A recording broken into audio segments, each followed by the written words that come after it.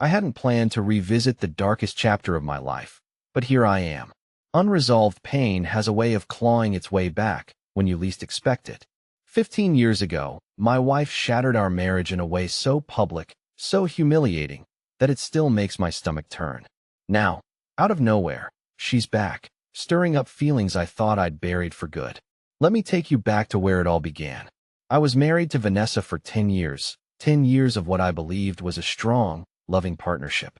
Sure, we had our issues, but what couple doesn't?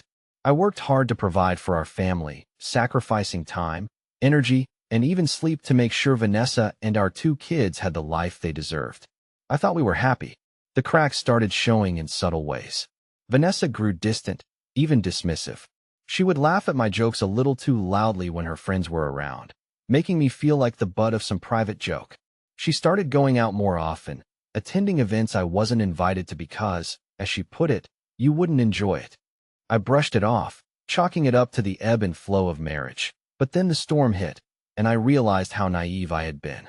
One evening, I was sitting at my desk at work, trying to meet a tight deadline, when my phone buzzed with a notification. It was a message from an unknown number. Attached was a photo that made my blood run cold. There she was, Vanessa, wrapped around another man in a way that left no room for doubt. The man wasn't just anyone. He was a prominent figure in our town, someone with a picture-perfect family of his own. My hands trembled as I stared at the image, a mix of rage, disbelief, and humiliation washing over me. I wanted to confront her immediately, but a part of me needed to be sure this wasn't some cruel prank.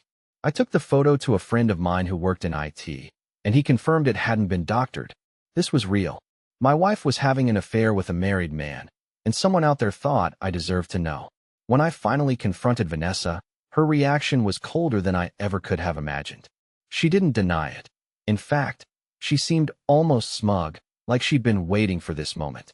"Maybe if you weren't so dull," she said with a shrug, "I wouldn't have needed to find excitement elsewhere." Her words crushed me, but what came next was even worse. The scandal broke out publicly. Someone leaked the story to a local forum, and soon everyone knew. Our neighbors, our friends, even our kids' school teachers were whispering about Vanessa's affair.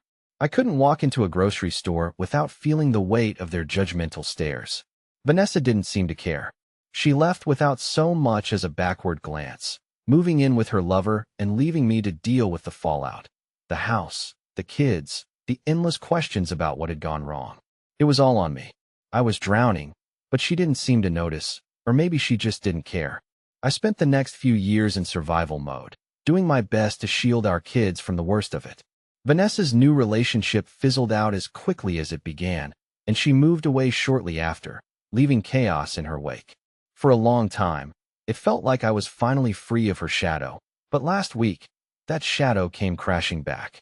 Out of the blue, I got a message from Vanessa on Facebook. "Hey, we need to talk. It's about the kids." That's all she wrote. No apology, no context, just those few words. My first instinct was to delete the message and block her, but something stopped me. What could she possibly have to say after all these years? Against my better judgment, I replied, and now I'm bracing myself for whatever bombshell she's about to drop.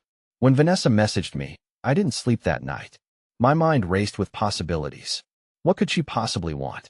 Our kids, Mason and Lily, were adults now, living their own lives, free from the shadow of her betrayal. Why would she want to talk about the kids? The next morning, I sat down with my coffee, still debating whether to engage further. Against my better judgment, I responded again. "What do you want, Vanessa?" Her reply came within minutes. "I'd rather discuss it in person." That set off every alarm in my head. The last time I saw Vanessa was at Mason's high school graduation almost a decade ago, and even then, she stayed as far from me as possible. Why now? Why face to face? I told her I wasn't interested in meeting unless she gave me a reason. She hesitated, and then came the clincher. It's about their future. Now I was intrigued and a little afraid. Was she sick?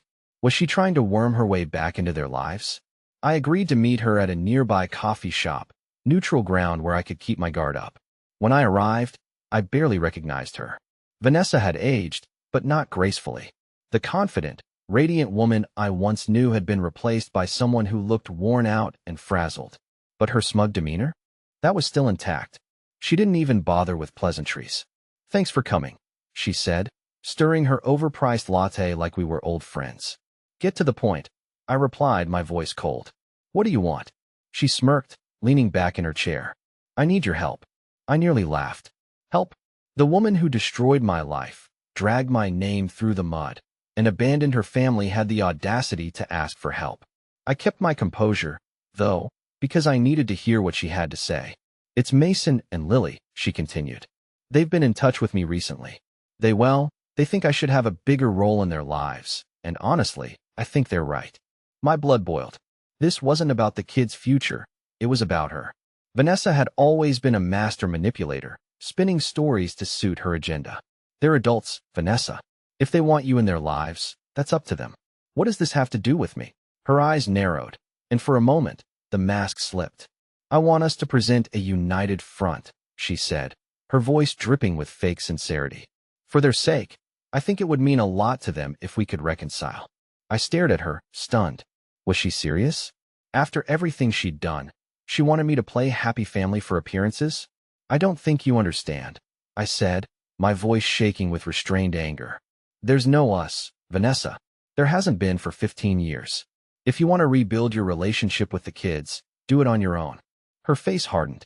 "You think I haven't tried? They're polite, but they keep their distance. You're the one they trust. If you don't support this, it'll never happen." I stood up, done with her games.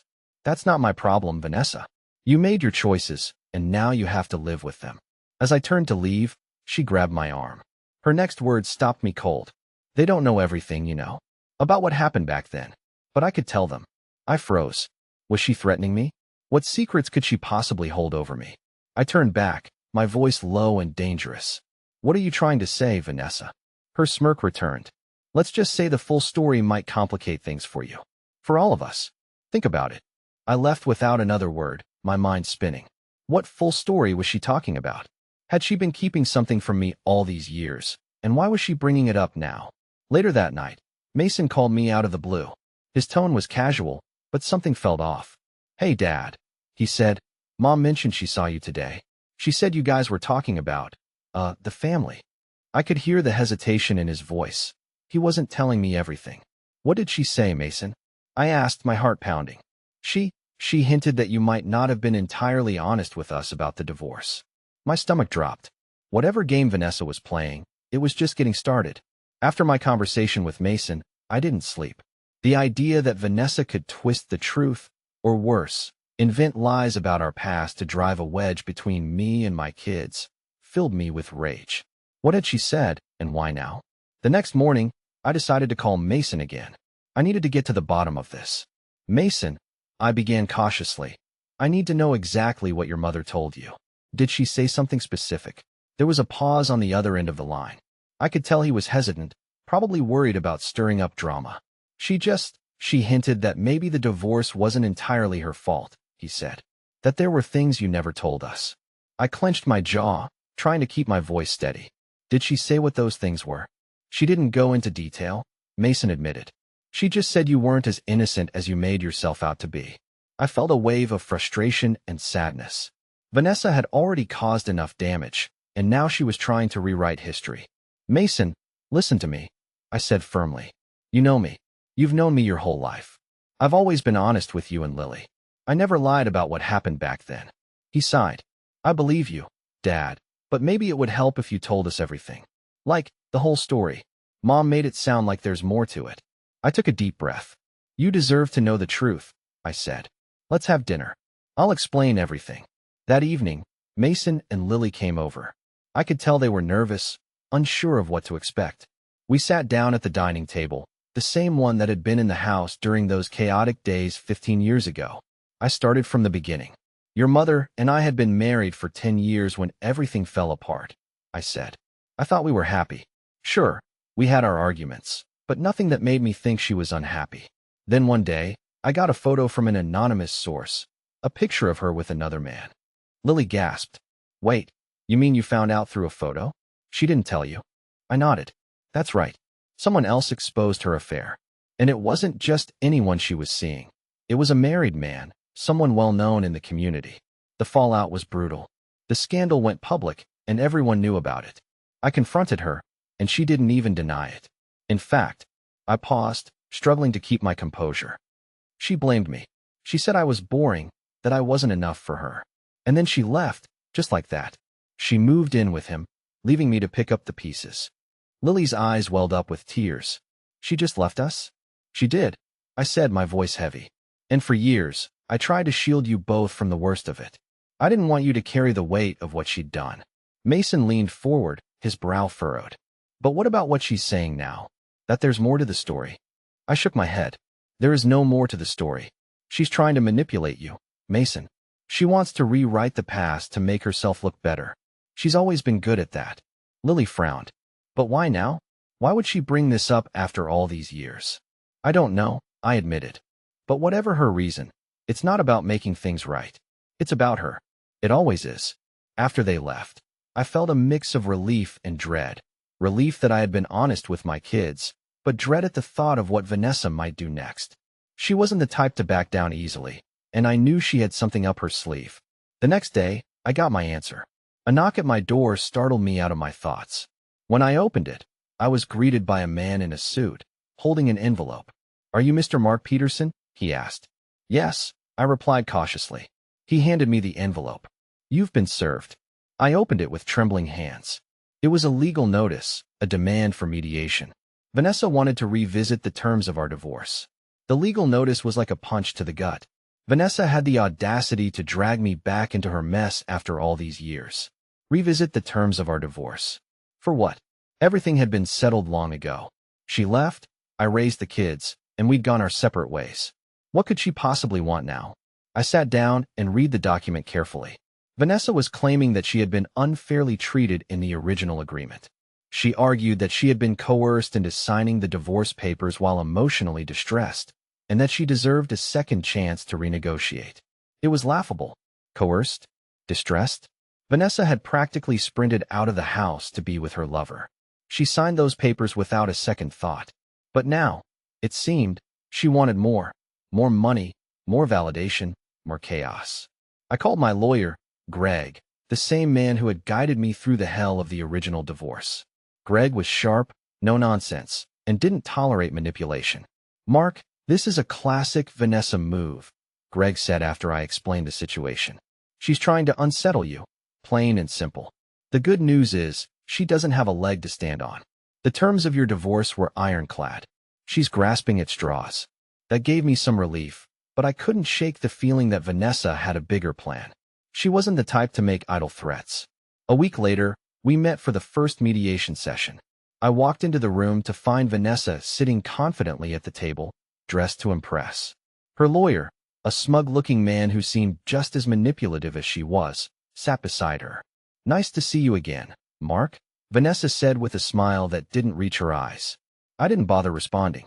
I sat down, keeping my focus on Greg.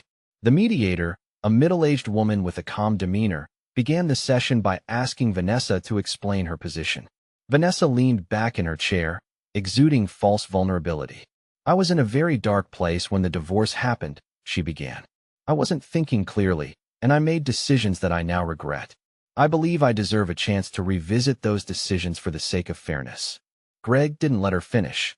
"With all due respect, your emotional state at the time doesn't change the fact that you willingly signed a legally binding agreement," he said. "There's no basis for revisiting the terms."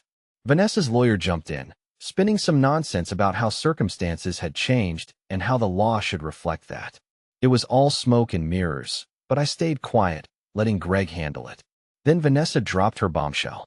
"For 15 years, Mark has controlled the narrative," she said, her voice dripping with venom. "He's painted me as the villain while hiding his own mistakes. I have evidence that could change everything." Greg's eyebrows shot up. "What evidence?" Vanessa smirked. "Let's just say I have proof that Mark wasn't as innocent as he claimed to be during our marriage." My heart raced. What was she talking about? I hadn't done anything wrong, but the confidence in her voice made me question everything. Was she bluffing, or had she fabricated something to use against me? The mediator called for a break, and I pulled Greg aside. "She's lying," I said, my voice low but firm. "I don't know what she's talking about, but it's not true." "I believe you," Greg said, "but we need to be prepared. If she's bluffing, we'll call her out. If she's not, we'll handle it. The rest of the session was tense, but uneventful. Vanessa and her lawyer danced around their so-called evidence, never revealing anything concrete. But later that night, I got a call from Mason. "Dad," he said, his voice shaky, "Mom showed me something today. She said it proves you weren't honest about what happened." My stomach dropped. "What did she show you?" "It was emails," Mason said hesitantly. "Between you and some woman from years ago. She said you were having an affair before she did." I felt the air leave my lungs. "Mason, that's not true. I never cheated on your mother, not once."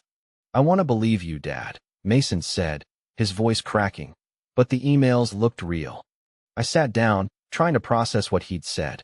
Vanessa was playing dirty, and now she was dragging my kids into her twisted game. This wasn't just about the divorce anymore, it was war. After Mason's call, I sat in silence, my mind racing. Emails. Fake emails. Vanessa had sunk to a new low, manufacturing evidence to turn my own children against me. It was infuriating, but more than that, it hurt. Mason's hesitation, the doubt in his voice, it was like a dagger to my heart. I didn't sleep that night. I replayed every moment of our marriage in my head, every argument, every hurtful word Vanessa had ever said, searching for anything she could have twisted into this false narrative. There was nothing. I'd been loyal to her, to our family, and this was how she repaid me. The next morning, I called Greg. "She's claiming to have emails proving I cheated," I said, the anger barely contained in my voice. She showed them to Mason. He said they looked real. Greg sighed on the other end of the line. Classic move. Fabricating evidence to sow doubt. It's dirty, but not uncommon. The good news is, if they're fake, we can prove it. Send me everything Mason saw, and we'll dig into it. I wasn't sure how to approach Mason. He was already torn, caught between his loyalty to me and Vanessa's manipulative charm. But I had no choice. I called him again and asked if he could forward the emails Vanessa had shown him. "Dad, I don't want to pick sides," Mason said, his voice weary. "I just want the truth." "So do I said firmly. "That's why I need those emails. Please, let me prove to you that she's lying." Reluctantly, he agreed.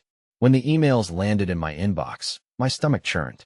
They were written in a way that mimicked my voice, detailed, personal, referencing places and moments from my life.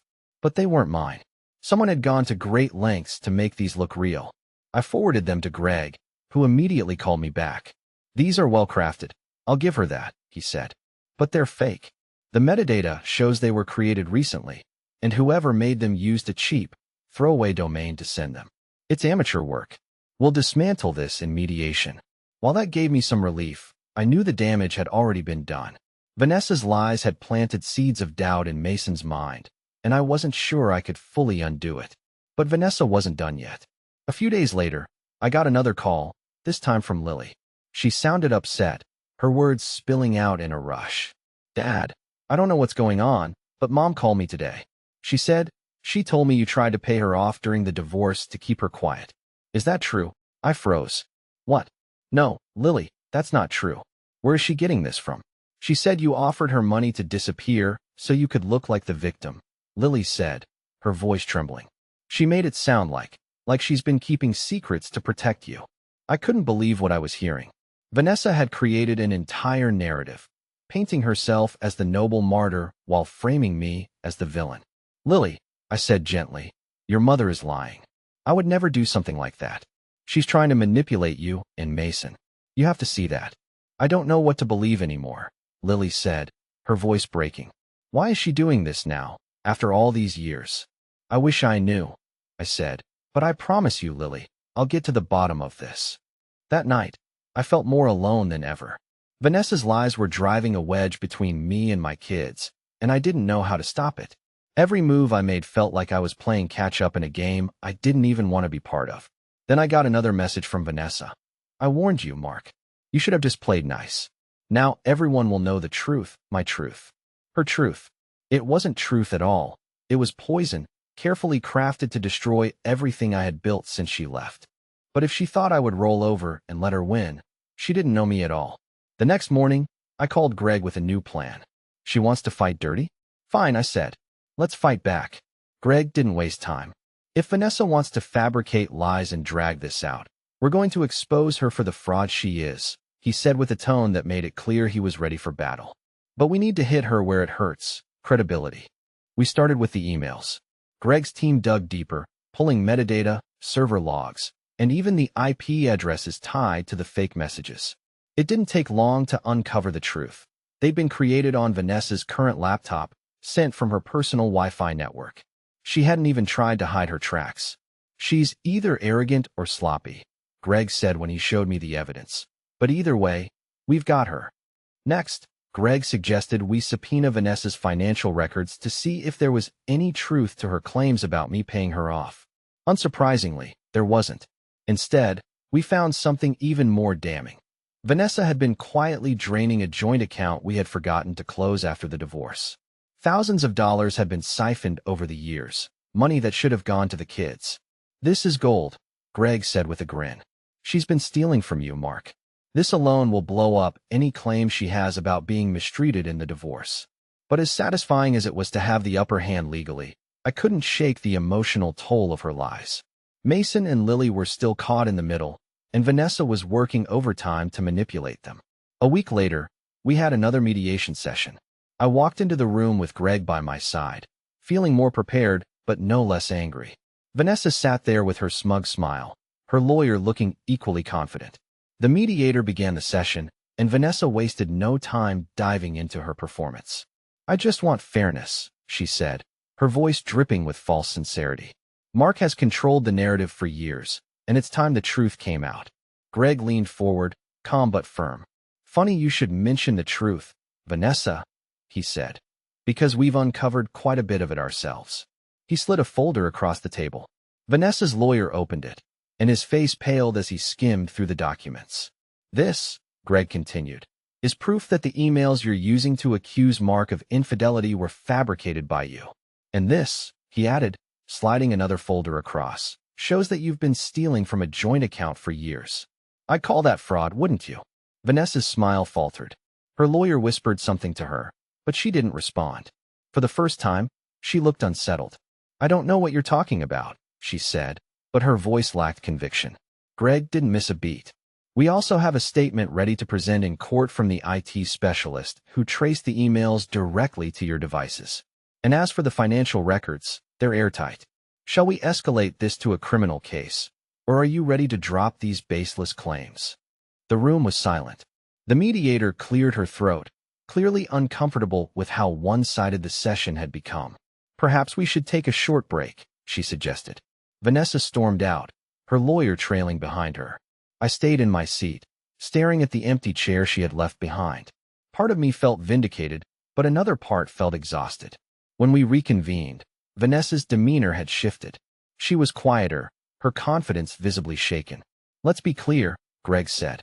"If you continue to pursue this, we will file counterclaims for defamation, fraud, and damages. You will lose, Vanessa. Walk away now." She looked at me, then, her eyes narrowing. "You think you've won, don't you?" she hissed. "This isn't over, Mark. Not by a long shot. But it was over, for now at least." Her lawyer advised her to drop the case, and the mediator reluctantly closed the session. As I left the building, I felt a mixture of relief and unease. Vanessa was like a cornered animal now, desperate and dangerous. I had no doubt she would try something else. When I got home that evening, there was a message waiting for me from Lily. "Dad, we need to talk. Mom told me something today, and I don't know what to believe." Lily's message shook me. Just when I thought I had gained some ground, Vanessa had managed to strike again. I called Lily immediately, my heart pounding as I waited for her to pick up. "Dad," she said quietly, "Mom told me something today, and I don't know if it's true." "What did she say?" I asked, bracing myself for yet another lie. Lily hesitated before answering. "She said the reason she left wasn't just because of the affair. She said you pushed her away, that you were controlling, that you never cared about her feelings." She made it sound like she was trapped. I closed my eyes, taking a deep breath to steady myself. "Lily, listen to me," I said gently. "Your mother is trying to rewrite history. She wasn't trapped. She made choices, choices that hurt me, you, Mason, and everyone around us. You've seen what she's capable of. Do you really believe I would ever treat her that way?" "I don't know," Lily admitted, her voice trembling. "I don't want to believe her, but she sounded so convincing. Of course she did, I said. That's what she does. She manipulates people, twists the truth to fit her narrative. But Lily, you have to trust me on this. I've never lied to you or Mason. I've been honest from the start, even when it was painful. Can you say the same about her? There was a long pause on the other end of the line. I just don't know who to believe anymore, Lily said softly. Maybe we need to hear both sides. Her words hit me like a punch to the gut. Vanessa's lies were working, driving a wedge between me and my daughter. The next morning, I called Mason. If Vanessa had gotten to Lily, it was only a matter of time before she tried to manipulate him further. To my relief, Mason was more skeptical. Dad, I don't buy it, he said when I told him about Lily's call. Mom's been pulling this kind of stuff for years. She's trying to divide us, and Lily's falling for it. I know, I said, grateful for his support. But I don't want this to come between you and your sister. Vanessa is using both of you to get to me. Then what do we do? Mason asked. I think it's time we confront her together, I said. We arranged a meeting at a neutral location, a small park where we used to go as a family when Mason and Lily were kids. Vanessa arrived late, as expected, her air of smugness intact. What's this about? She asked, feigning innocence as she sat down on the bench across from us. This is about the lies you've been spreading, I said firmly. You've manipulated Mason and Lily for years, and it stops now. Her eyes narrowed. I haven't lied about anything, she said defensively. I'm just telling them the truth, something you've always been afraid of. Enough, Mom, Mason said, his tone sharp. We've had enough of your games. Either you explain yourself now, or we're done. Vanessa faltered, clearly not expecting Mason to take a stand. You don't understand, she began, her voice shaking. I've been painted as the villain for so long. I just want my kids to know my side of the story. Then tell us the truth, I said.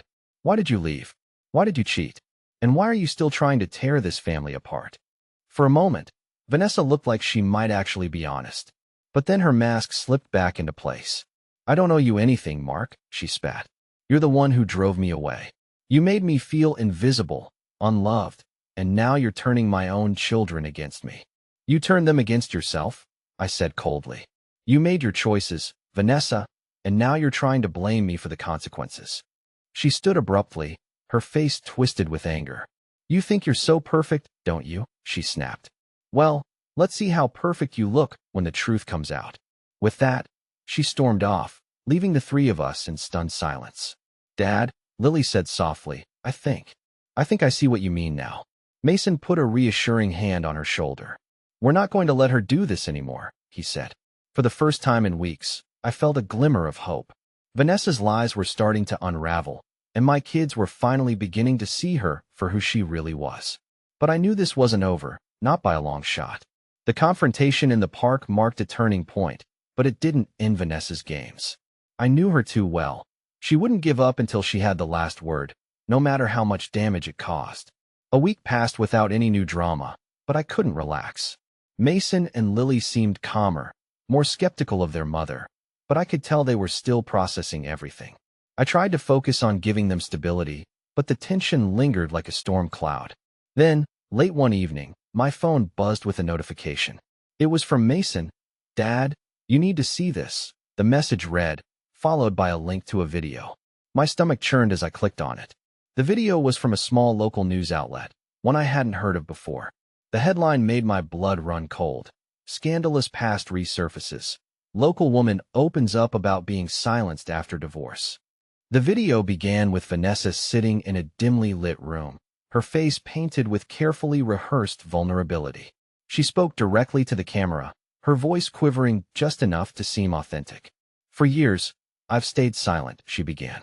I didn't want to cause any more pain for my family, but I can't stay silent anymore. My ex-husband painted me as the villain, but the truth is, I was trapped in a toxic, controlling marriage.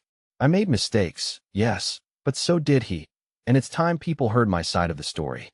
She went on to rehash her fabricated narrative, weaving in details that were either grossly exaggerated or outright lies.